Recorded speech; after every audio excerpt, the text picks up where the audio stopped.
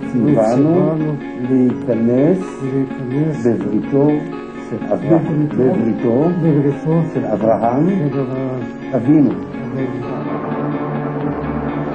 ככה לתופעה חדשה, ישראלים ותיקים ויהודים בעולם, קצתם בני 70-80, שלא עברו ברית מילה מסיבה כלשהי, מבקשים לעשות זאת עכשיו. ארגון ברית יוסף יצחק, המטפל בכך, מוסר על יותר מ-20,000 פניות בישראל ומרחבי תבל. ארגון ברית יוסף יצחק משגר את מועליו בהתנדבות לכל מקום, מהרי ההימאליה והודו במזרח ועד לאיי לה גומרה שליד מרוקו במערב. שחיינו וקיימנו בזמן בזמן. אמן. רציתי להיות יהודי שלם, והרגשתי לא בנוח.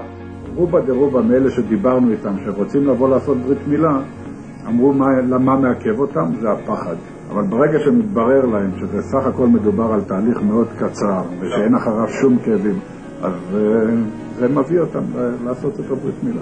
אוי שמע ישראל, השם, השם אלוקינו, אבינו, קיים הסיין וזה לאורי ולאימנו, תורי של ישראל, שמואל בן ארכדי.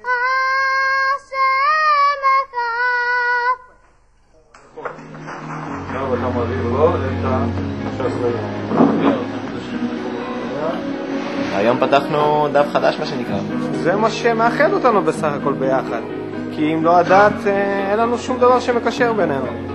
הדת היהודית, הברית מילה, זה אחד המרכיבים שמקשרים את כל היהודים ביחד. זה חשוב מאוד. חזק וברוך. תודה רבה. תודה רבה. כל טוב, תודה רבה. תודה, להתראות.